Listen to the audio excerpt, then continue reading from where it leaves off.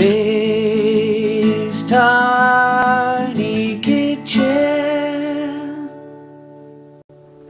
Right, I'm going to do this intro in one take.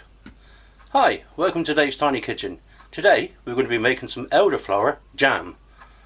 So let's stop messing about and crack on. Done it!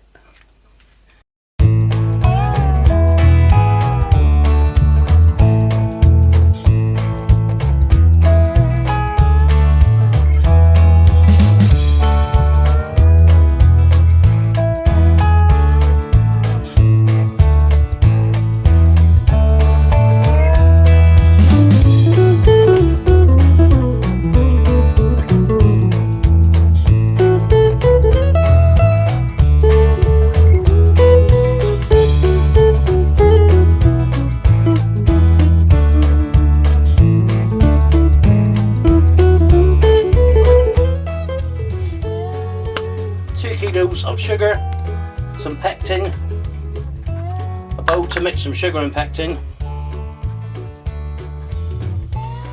a jam funnel, a teaspoon, and some jam tongs for picking up the hot jars. 1 big stock pot, big spoon, stainless steel. Okay, so we're just going to take a couple of teaspoons of ordinary sugar,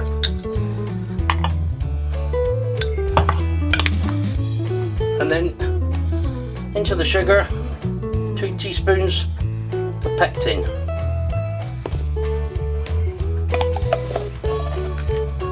Just give this a mix around.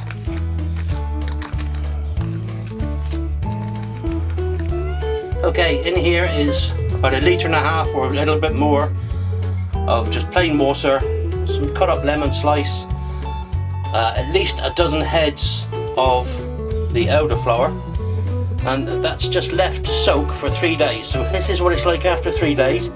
It's got a very peculiar aroma. I'm not going to describe it. If you make it, you're going to smell it yourself.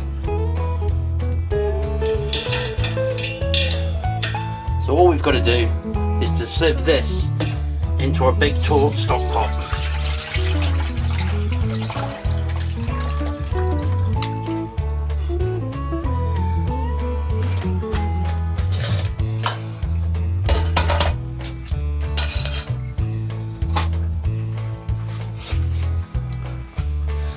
That's that job done. This stuff here in the bin.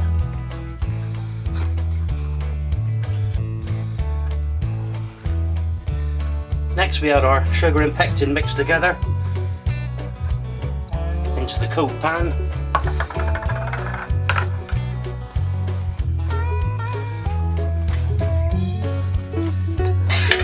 Just give that a stir in. Okay, so all I've done is I've run the liquid through a strainer with a muslin liner, just to make sure it's nice and clear. Now I'm going to add a whole bag of sugar, which is 2.2 pounds.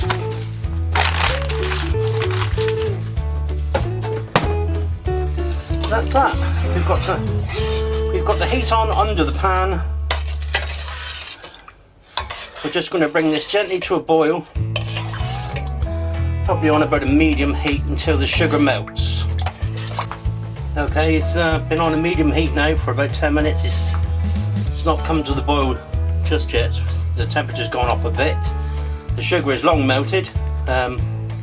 This white film that you can see on the top, when it starts to boil, that'll be a lot easier to just skim off. It'll actually start to foam and go into a proper scum. You can just skim it off with a small sieve.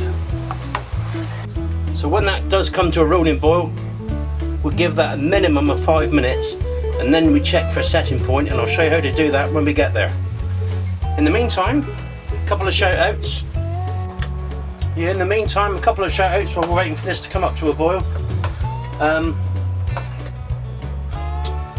Big shout out to my partner in crime with the Bourbon project, which is Chad, on tonight's This Is What's for Dinner. This is what's for dinner, not tonight's This Is What's for Dinner. check him out. This is What's for Dinner, YouTube, check it out. So hey to Chad, to Norrie and to Nikki, who are moving from Washington State all the way down south to California. So wish you well on that journey, brother, and fair weather. It's certainly going to be fair when you get there, eh? Good luck with that. Also to Dan, Smokey Goodness, Mr. Robertson, for being victim number 2 in the Antonio Bourbon project. Great job, Dan. So check out Dan's channel, Smokey Goodness, over there. And again, while we're waiting for this to come to the boil, this is some Elderflower Jam and jelly that I made last July the 4th. Absolutely nothing wrong with it. Lovely stuff.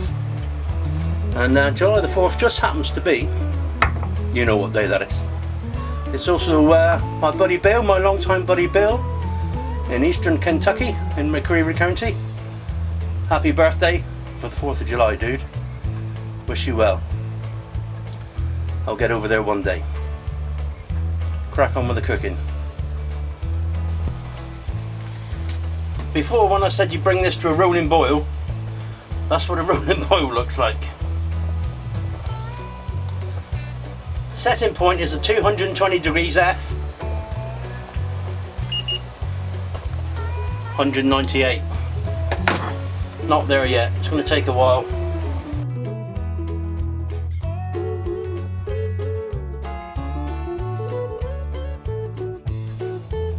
Okay, so we've reached temperature on our jam, 220 degrees.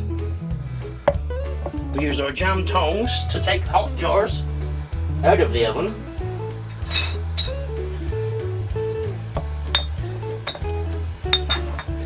Do not touch these jars, they are hot. Jam funnel on the top.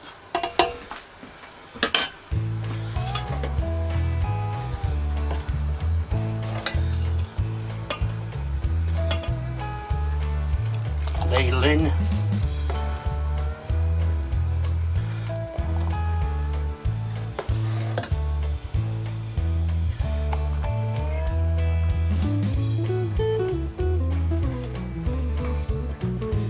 There we are. Top up to the bottom of the funnel, basically.